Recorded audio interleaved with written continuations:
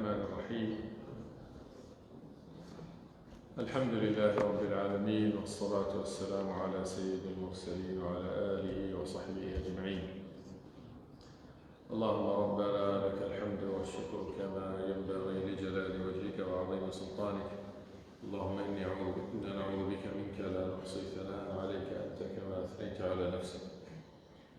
اللهم اغفر لنا ذنوبنا وكفر عنا سيئاتنا وتوفنا مع الأبرار. أما بعد، السلام عليكم ورحمة الله تعالى وبركاته. I hope everybody is well, inshallah, keeping warm. Jazakumullah khair for joining us again. So we missed last Friday, but the Friday before we listened to how 70 of the Sahaba al-Qurra were killed, if you recall, and how that upset Rasulullah sallallahu alayhi wasallam very much. And you can see ongoing struggles, tribulations, difficulties, challenges, test after test, struggle after struggle. Because this deen is the dearest, the most expensive thing as far as Allah is concerned. And men and women, prophets and messengers had to be sacrificed for the deen of Allah subhanahu wa ta'ala to become triumphant. But also in Medina, Rasulullah sallallahu alaihi wasallam, some happy things happened. And that's what we will look at tonight, inshallah ta'ala. In the third year of the Hijrah, almost 31 months, in fact to be precise, after Hijrah, Rasulullah sallallahu alayhi wa sallam married Zainab bint Khuzaymah, and she was nicknamed al-Masakin. Al-Masakin. She was nicknamed the mother of the needy, those who are in need. And she was nicknamed the mother of the needy because she looked after the needy people in Medina. Her husband died in Uhud. He became shaheed in Uhud, and so she became armala. She became a widow. She's older of age and she's a widow. And the custom, unfortunately, of the day is that men usually did not marry the widows. And they often were left by themselves. And so Rasulullah sallallahu alaihi wasallam, to honor her, especially after the death of her husband, the martyrdom of her husband in the Battle of Uhud, Rasulullah sallallahu alayhi wa sallam تزوجها إكراما لها بعد أن فجعت بقتل زوجها في معركة أحد. Rasulullah sallallahu alayhi wa sallam, in order to console her and to, in a sense, compensate her, he sallallahu alayhi wa sallam married Zainab bint Khuzaymah, al-Masakin, but she only lasted 8 months, after which she passed away radiyallahu anha. And you will see whenever Rasulullah sallam married, they were often widows, or they were often orphaned women who had lots of children. They weren't always affluent or wealthy, and the only wife was Aisha radiyallahu anha, who was the only one who was never married before. After the death of Zainab radiyallahu anha, may Allah be pleased with her, Rasulullah sallallahu alaihi wasallam married Salama. And this marriage happened in the 4th year. In the 4th year after Hijrah in Medina. And her name is Hind bintu Abi Umayya Hudhafa ibn al-Mughira. Her name is Salama. And her husband, Abu Salama, also became a shaheed in Medina. And there is a very interesting story between Salama and Abu Salama. And Salama, if you recall, when they first wanted to migrate, she migrated with her husband to Habasha first. And then they came back. And when they wanted to migrate to Medina, Abu Salama was allowed to go first. He went first, but her tribe would not let her. They took her aside, they took the son aside. For 1 year she would go and cry that they would not let her leave. Eventually she left, and when she followed her husband to Medina, soon after that he also passed away. But also Umm Salama played a very important role later on. As we shall see, Rasulullah ﷺ married Salama eventually, and she played a very important role. Salama was one day speaking to her husband Abu Salama, and she said this to him. And there's a very beautiful conversation that talks about that beautiful relationship that happened between Salama and Abu Salama. And maybe in that, inshallah ta'ala, is a revision, a reminder for those who are already married and those who are yet to be married, to look at this beautiful relationship between Abu Salama and Salama. So Salama one day says to her husband, I have heard that if the husband dies and the wife does not marry after, then they can be together in Jannah. You know, this is interesting because sometimes you hear the husband say, when the husband or the wife says that you will be with your husband or your wife in Jannah, they say, again? You know, I don't be in this dunya only. But Salama radiallahu anha said to her husband, that I heard that if a husband dies and the wife does not marry, then she will be his wife in Jannah. فَتَعَالَ أُعَاهِدُكَ أَلَّا أتزوج بعدك ولا تتزوج بعدي. She said to him, if that is the case, so that we can be together in Jannah. Salama said to Abu Salama, let's make a promise that if either of us die, then the other one does not get married. You don't hear of this usually, right? If either of us die, let's make a promise that none of us get married so that we can meet again in Jannah. This is how much they loved each other. But Abu Salama said to her, he said, will you listen to what I have to say? Will you obey me? Will you listen to me? She said, of course. I have so much respect and love for you. Of course I would listen to you. He said, listen to me very carefully. If I die, I want you to get married. I don't want you to stay by yourself. Again, that is quite interesting because sometimes, you know, husbands can become very jealous. And they say to their wives, if I die, don't you ever marry somebody else, right? But Abu Salama in this case says to her, if I was to die, you promise me that you will marry again. And then he made this beautiful dua for Salama. Allahumma arzuq Salama ba'di rajulan khayran minni. Allahu Akbar. Yani, ajib. He says, oh Allah, if and when I die, give Salama a husband better than me.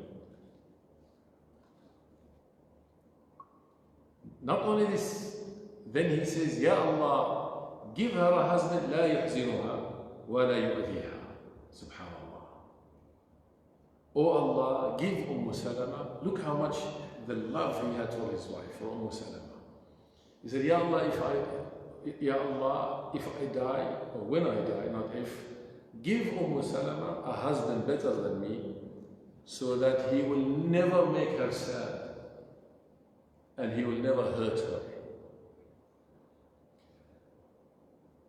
And these are very interesting qualities. Because unfortunately, I can tell you, unfortunately, most households nowadays are full of sadness and full of hurt. When a house or a home should be a maskan, a place where both parties find sukoon, they find tranquility. Yes, we all have our faults. The men have faults and the women have faults. But this is the discipline, this is the challenge, is that you overlook the faults. In order for any marriage to prosper, you look at the strengths in the other and complement each other. And Abu Salama, and if you have to put this in context, this is 1400 years ago, plus when the men were, sorry to say, were real men, and they were, very strong and very jealous also. He says, listen, when I die, I want you to get married. And then he made this dua for her. Ya Allah, give her a man better than me. Who says that? Every man thinks nobody's better than him nowadays. Ya Allah, give her a man better than me, so that he does not make her sad and he will never hurt her. If you are yet to be married, those brothers I can see, all the young people, keep that in mind. Keep that in mind. When you marry somebody, make sure as best as you can, you don't make them sad and you don't hurt them. In fact, you should be a garment, libas. You are libas for her and she is libas for you. You are a garment that conceals. Libas, Allah uses the word libas because it's quite interesting, because what the libas, the clothing does, not only does it protect the privacy of the other, but also it gives comfort and beauty and protection and warmth when the weather is cold and coolness when it's hot.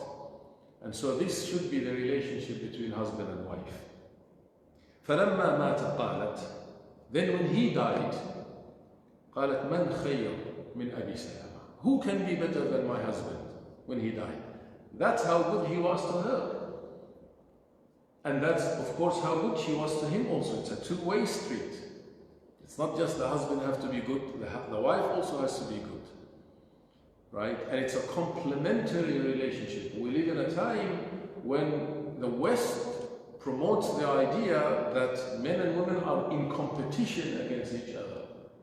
And that's why you have all this crazy stuff that is happening. The woman wants to be like a man, or better than a man, and nowadays you find men wants to be like the women, as if it's a competitive relationship. In Islam, it's a complementary relationship. The man completes the woman and the woman completes the man. He has faults and she has faults, but both have goodness also, and they both use that goodness to complement each other. Man khayr, she said, who's better than Abi Salama? فَلَمَّا لَبَثَ, after a while actually, Rasulullah ﷺ heard when her husband died because of excessive wounds that he received in one of the battlefields. And she, the mu'arrikhun, the commentators, the historians, when they write about her, she says, وَكَانَتْ تُحِبُّهُ وَتُجِلُّهُ. She used to love him and she used to honor him. And the opposite is true, and you can see why, because of the qualities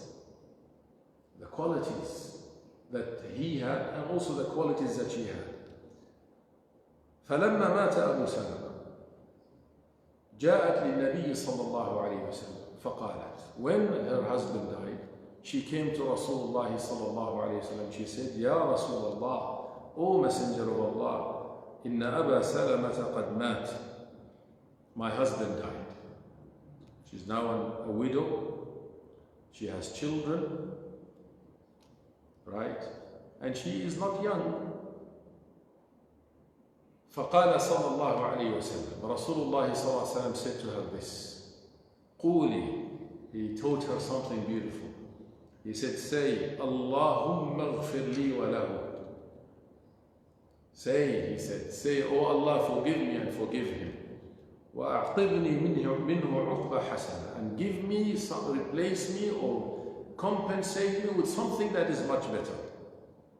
Then she said, I swear by Allah, Allah gave me something better than Abu Salama. And she can only say that because it was Rasulullah sallallahu alayhi wasallam. She could not fathom, she could not believe that there could be anyone better than her husband. You know, I read recently in Egypt and in other places, sadly, when a woman divorces, she throws a party. Can't wait. But the opposite is true. Now some men divorce because they can't wait to exit from the marriage. The divorce rate is so high. If it's not divorce, it's domestic violence. The relationship between husband and wife should be a loving, merciful, compassionate relationship. And if, as we said, if there is a mistake, you try to overlook that mistake. Yes, there will be arguments. Yes, there will be screaming matches, but it'll never transgress the limits. You must never transgress the limits. And that's what Rasulullah told us when he spoke about the sifat of the munafiqeen, the qualities of the characteristics of the munafiqeen.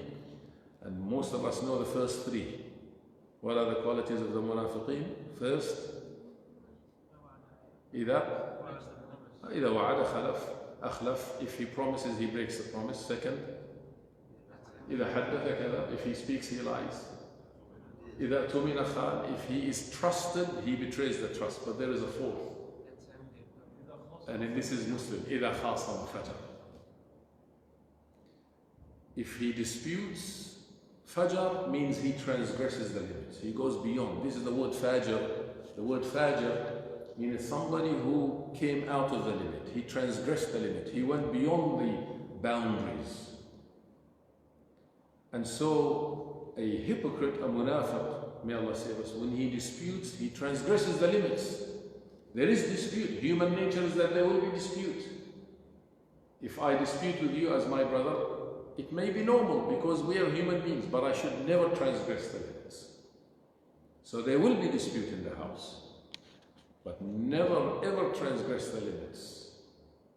And transgressing the limit means using foul language, using abusive language, using violence, any type of violence.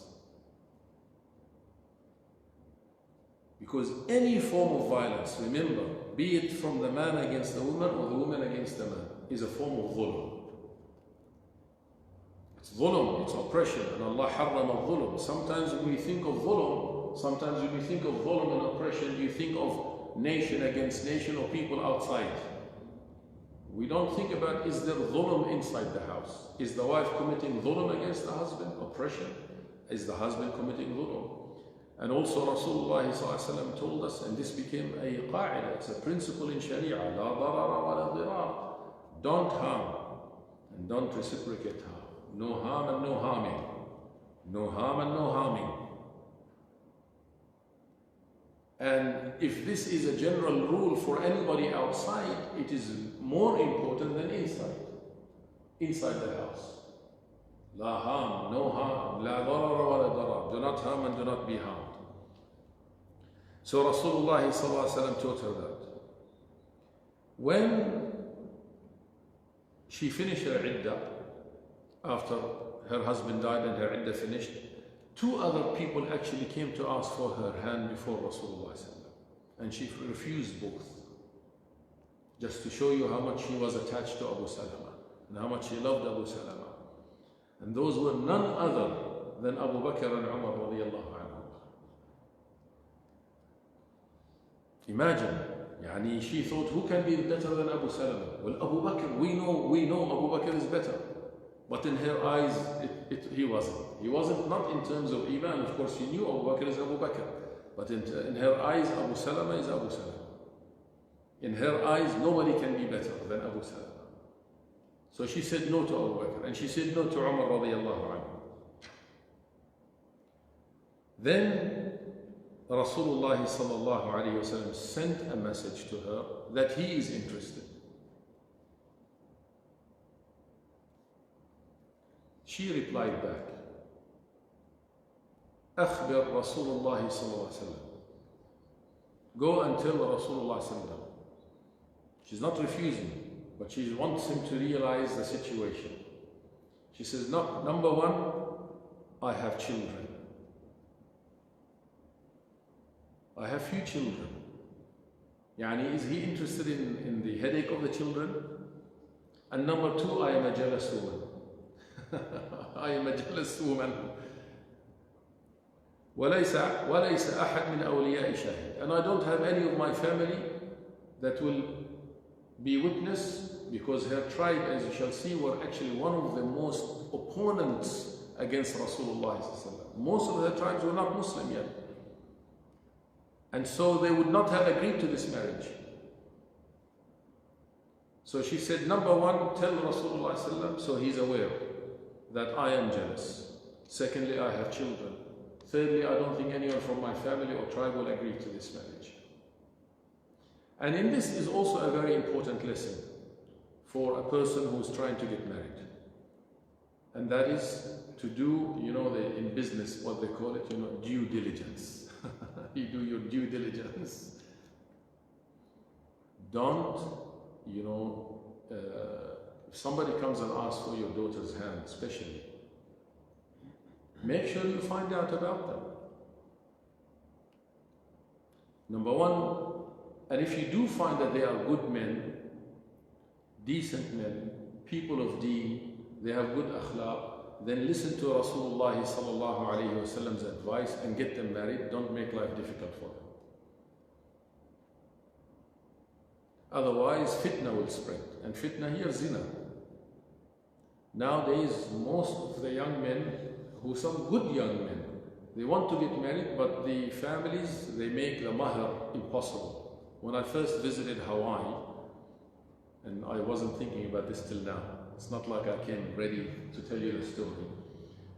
First, I visited Hawaii in 2002, straight after 2001. I went there for a conference, but then I visited the masjid.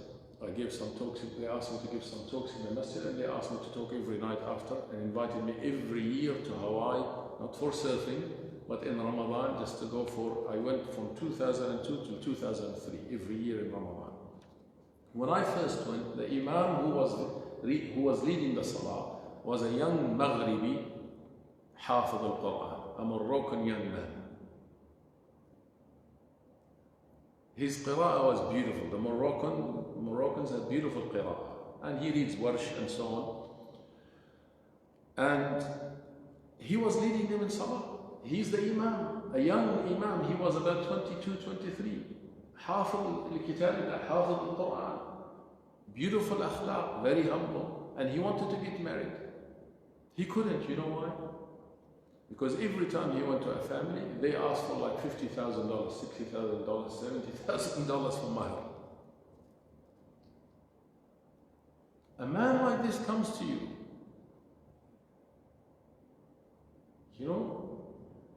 he's not just, he's the imam of your masjid. So it's a two-way street. Yes, do your due diligence. Find out who the person is and ask the hard questions.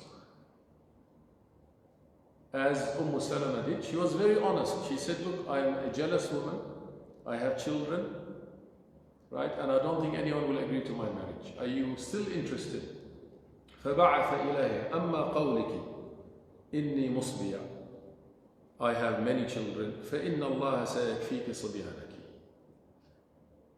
Then don't worry. If you think you have too many children, then Allah Ta'ala, through me, Allah will look after your children.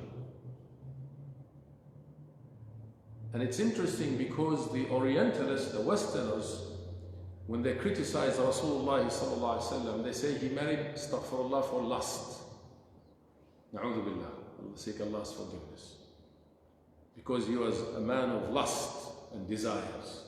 If that was the case, then why would he marry a widow with 5, 6 children?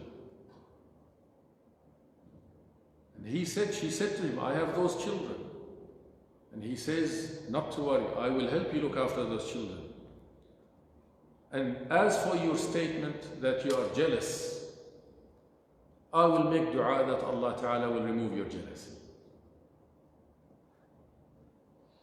And that's also another important point, because jealousy, most people, all of us, men and women, have jealousy, but women have an extra dose of jealousy. Double dose, maybe. Right? All the men are smiling. But it's not, that jealousy is not always wrong. There is positive jealousy and there is negative jealousy. It's the negative jealousy that is problematic. We all, as believers, should be jealous. You should be jealous for your ilm. You should be jealous for your honor. You should be jealous. But there is the negative jealousy that actually becomes a blocker in your life. You suspect everything. You're jealous about everything. And so what Rasulullah ﷺ is teaching us here is that you could remove that jealousy through dua. After all, Allah Ta'ala can remove these diseases. And jealousy is a disease of the heart that can be removed.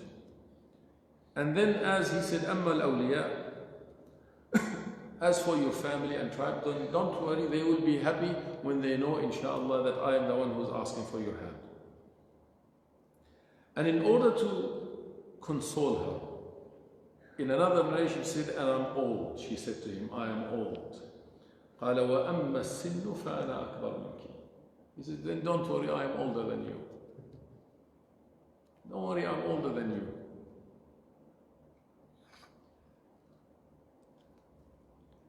And I don't know about you, but I find this to be quite interesting about Rasulullah sallallahu alayhi wasallam. Of course, he is khayr al-bashar, he is the best of people, and he has the greatest akhlaq alayhi salatu wassalam.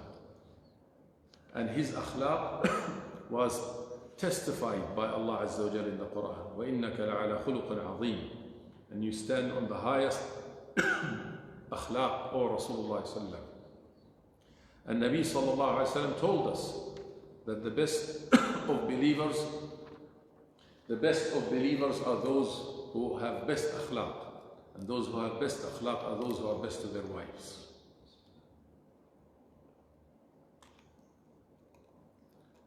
Why? Because it's easy for us to show akhlaq, brothers and sisters, in the masjid. Very easy. Very easy. You come here, you smile in my face, I smile in your face. You say, MashaAllah, this brother is so good. Right? He's always smiling, he's always kind. When he sees us, he comes running, giving us salam.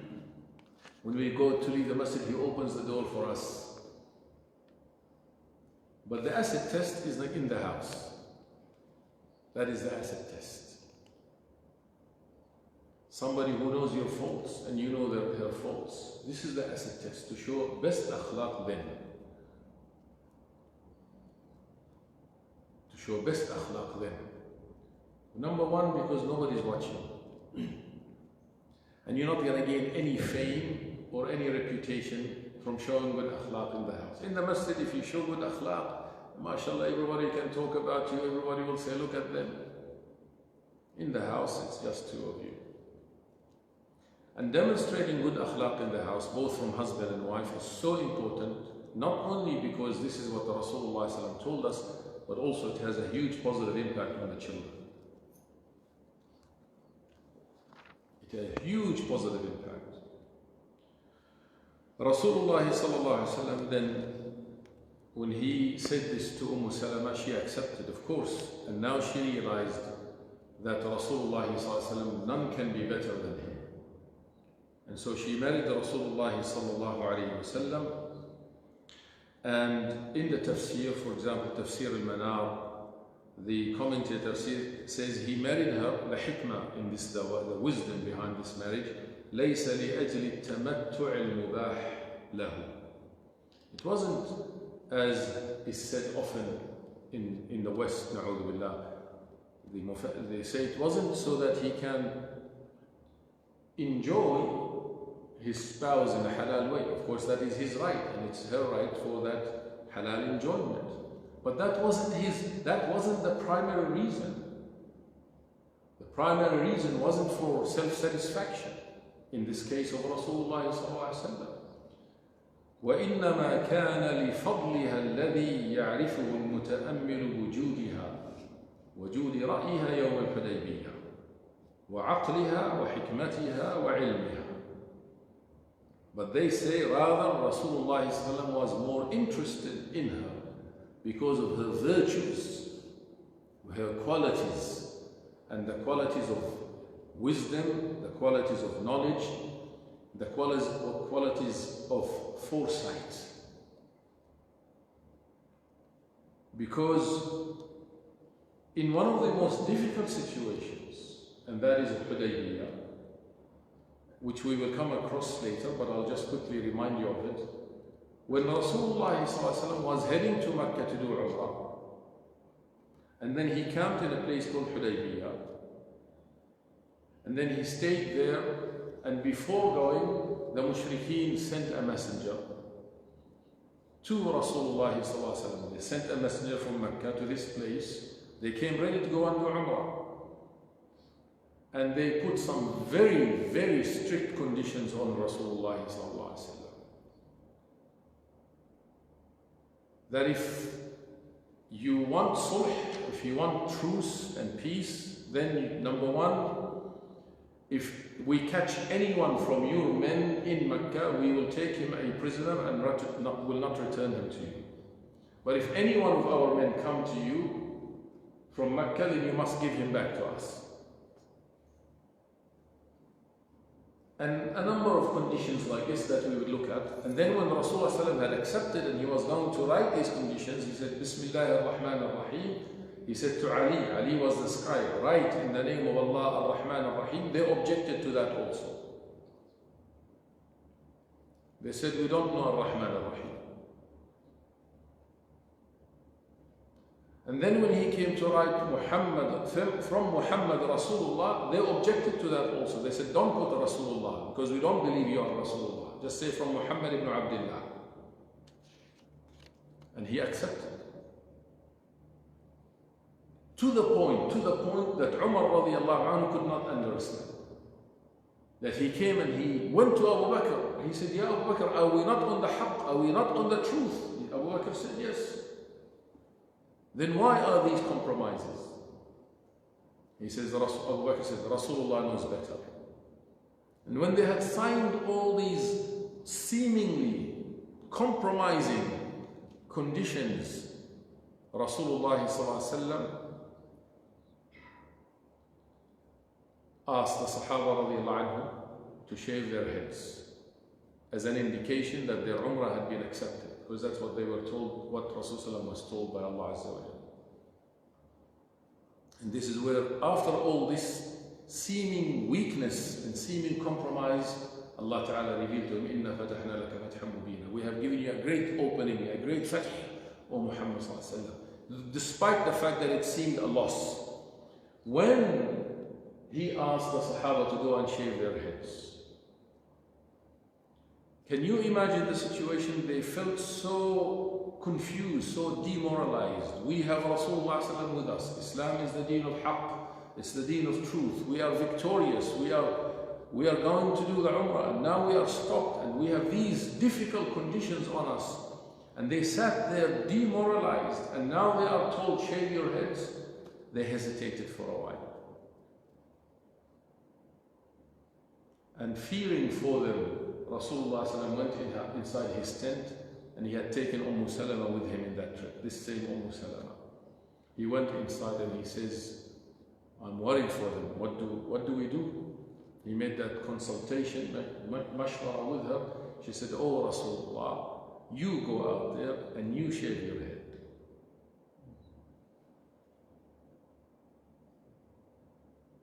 Very wise.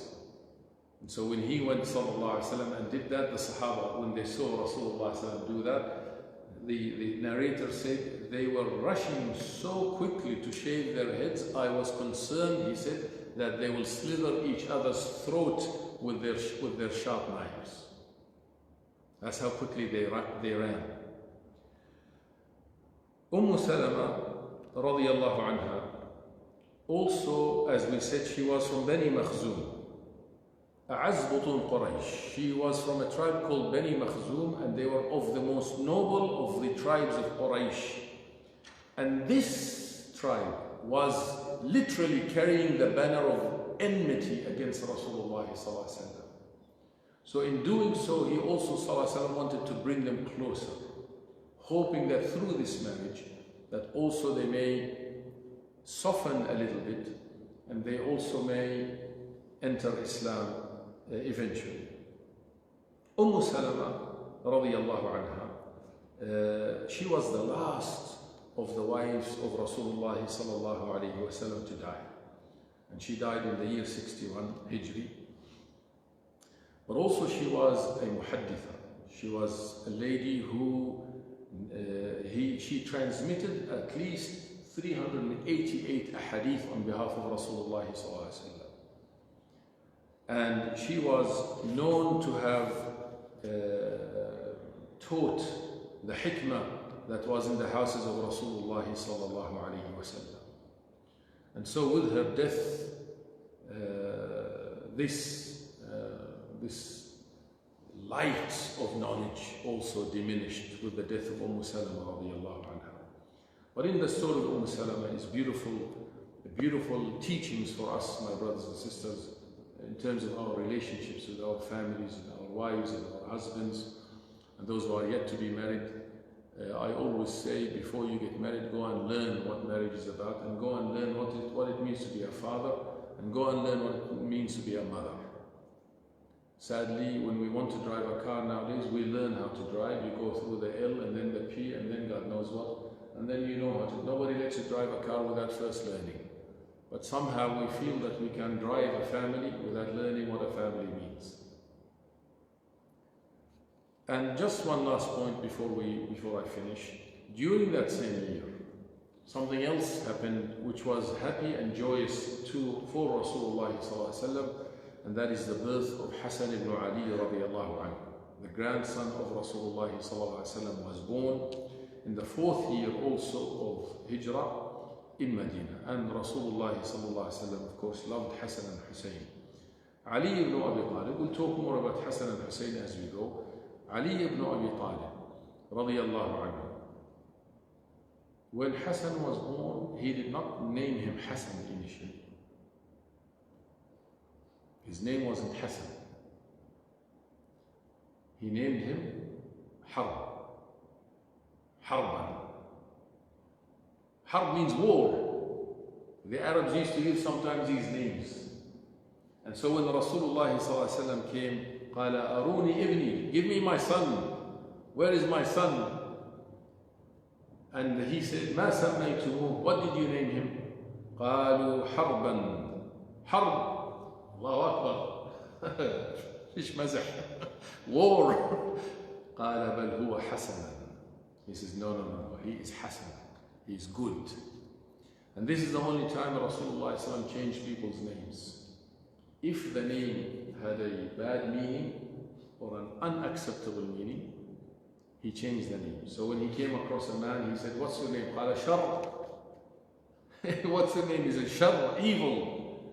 He said, no, أنت خير, you are good. You are good. And that's why from a pure Sharia perspective, when somebody converts to Islam, if their name is good, we don't have to change their name. The name doesn't have to change, unless they choose to.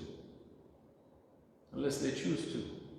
But sometimes when somebody comes to become Muslim, new Muslim, right, the first thing we say, after the hugs, his name is Andrew. He said, you're Umar now.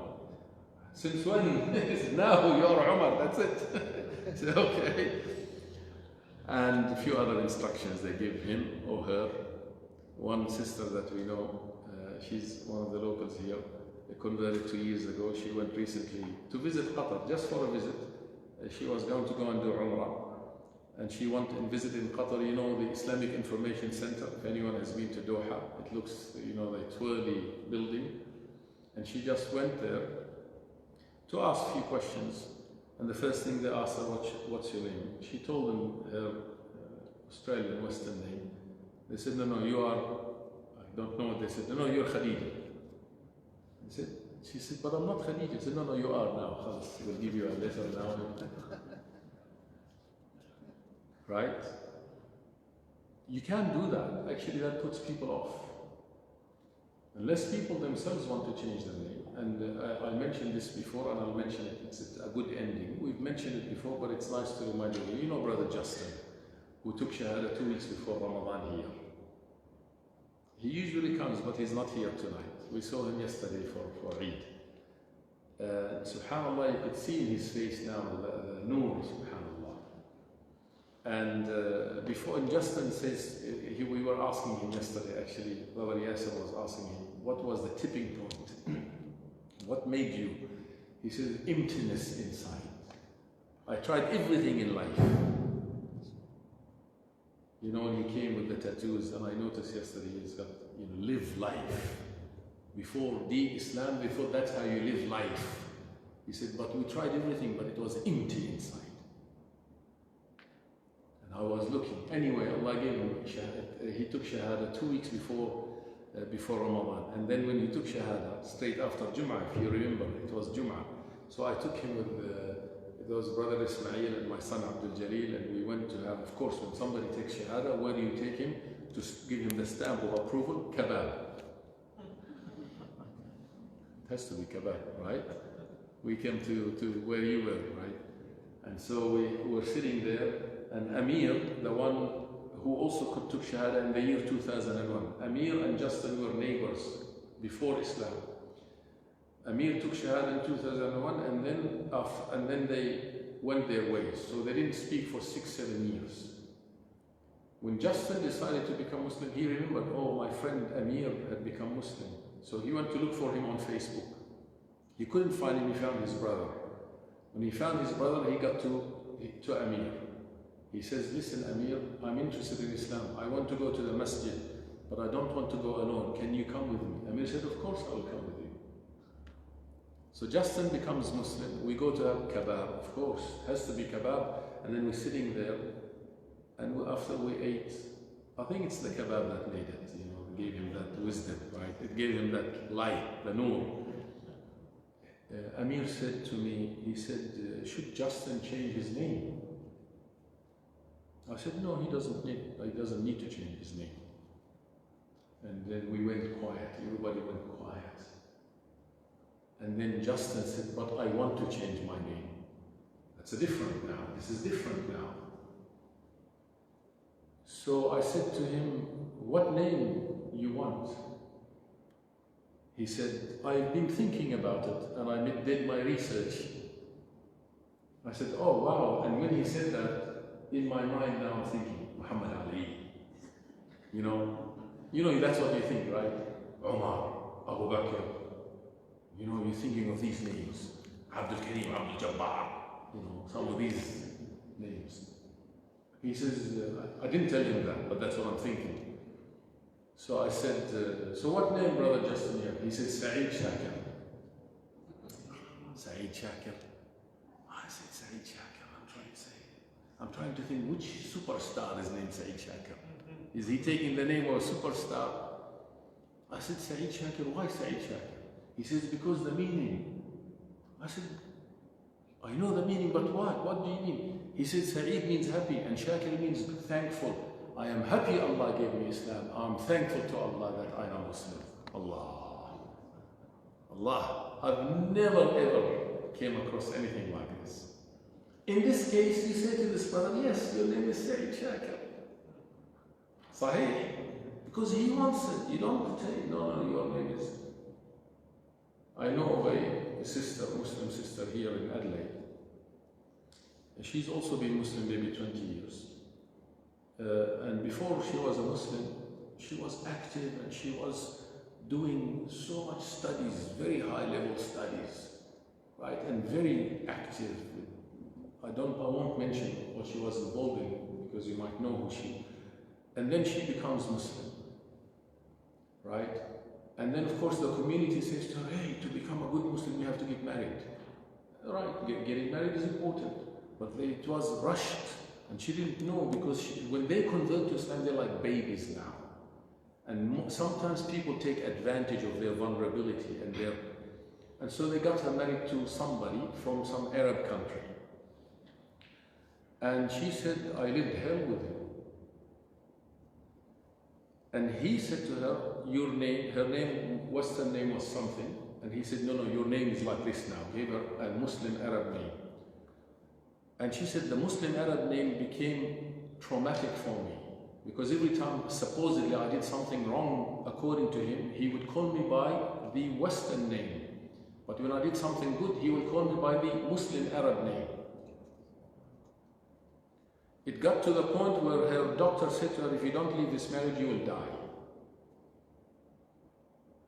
And I listened to the story and you feel very sad because this is somebody who was active and healthy and intelligent before they became Muslim and then become Muslim and this is how they get treated. Alhamdulillah, she's still a strong Muslimah. She's still holding on to her Islam, which is amazing. My point, brothers, is that, and that's why we're reading the Seera, so we talk about life, you know, we don't want to just talk history. So Rasulullah didn't change Hassan's, he changed Hassan's name because it was harm. And he said, no, you're Hassan. But equally with our convert brothers and sisters, don't force it on them. It's difficult. You know how difficult it is? I can't imagine how difficult it is. You can't imagine because you never went through that experience. You didn't go through that experience. You didn't go through that experience. And suddenly these new Muslims find themselves strangers, both in their own family and in the Muslim community. And they feel, where do I fit now? And they come to the masjid like Justin says to us. He said, yes, when I first became Muslim, everybody gave me hugs. But now when I come to the masjid, hardly anyone gives me salam.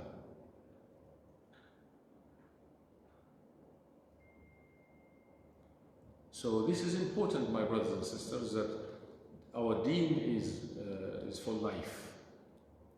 And sometimes I actually worry, if tomorrow 10 people become Muslim here, how are we going to look after them? We actually won't be able to. Because looking after new Muslims requires an institutionalized response. You with me? I know you're listening, and you know I know you want me to finish, so I did say I'll share one story, but I'll share one more story. I was speaking to an imam in Alice Springs. You know, who's been to Alice Springs? You've been to Alice Springs. Alice Springs is very isolated. There's one masjid there, very small masjid, very small community, and nobody goes to the masjid except for Jum'ah. And in Alice Springs there are a lot of Aboriginal communities, indigenous communities. Some of them actually trace their ancestry to the Afghan Cavaliers. So it is not strange that if you go to Alice Springs and they see that you're a Muslim, that an Aboriginal man or woman will come to you and say, hey brother, how are you? And they might take you home and show you a picture of their great-grandfather who was Afghan with a turban and sharwal qamis and a big beard. True, and the surname is Abdalla or Khan or whatever. So they recently wanted, where is Brother Abdul Ghafoor? He's here. They recently wanted an imam in Alice Springs. Because so isolated, it's very hard to get an imam. They had an imam, he went home and never came back. He went overseas, never came back. So I said, look, there is somebody who might be interested. So they got an Egyptian imam there, Hafiz al-Quran, and he's trying, but he's finding it like nobody's coming to the masjid from the Muslims. So he said to me on the phone, I want to start a da'wah table outside the market, the shops, maybe people can come to Islam and so forth. I said, of course, that is very important. But I said, let me ask you a question. If you did that and 10 people become Muslim, who's going to look after them? I said, yes, we want people to become Muslim, no doubt. But who's going to look after them? He said, if you can't look after the Muslims, they're not coming to your masjid. First, focus on the Muslims. Let them come to the masjid so you have some support. So that if somebody does convert to Islam, maybe you can give them some support. That's number one. Number two, when people do become Muslim, brothers and sisters, usually Muslim families don't want to get them married to their daughters or sons. And it's understandable that it might be difficult. You don't know, you know, the new Muslim, they might leave Islam, etc. But what do they do? Where do they go? I'm saying this so we can all think about these things. This is real. This is real. Right? Eid came and went. How many invited new Muslims to their house for Eid? This sister who's been Muslim 20 years or so, she said something I couldn't believe. She says, for the last 20 years, I have never been invited to a Muslim house.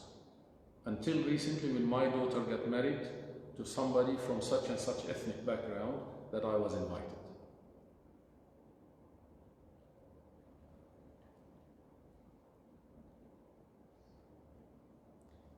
Anyhow, so a few lessons. One is coming back to Salama, the relationship. Brothers, we live in a very difficult time. Brothers and sisters, we live in difficult times. It's very hard in Australia, especially when your mother is not here, your aunt is not here, your grandmother is not here, your extended family is not here. You and your wife is all the family. You need to make it work. If it's a bumpy relationship, try harder. Just try a little bit harder. Try to make it work. Try to suppress the nafs. Sit with your wife, sit with your husband and talk freely. In a nice place, you got to say, we have some challenges in our marriage, let's try to resolve it. Because divorce is the last option, especially if you have children. Well, the minute there is divorce, in most cases, forget it. The family is dissolved and the children are. Try a little bit harder. And love is a verb. It needs action.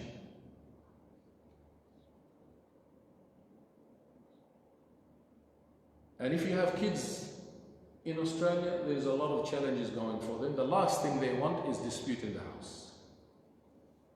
The last thing they want, because they already have a lot of nonsense coming at them, they want a strong foundation inside.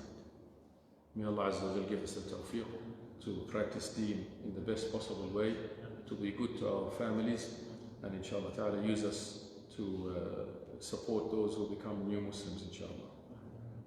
وصلى الله على سيدنا محمد سبحانك اللهم وبحمدك نشهد ان لا اله الا انت نستغفرك ونتوب اليك جزاكم الله خيرا.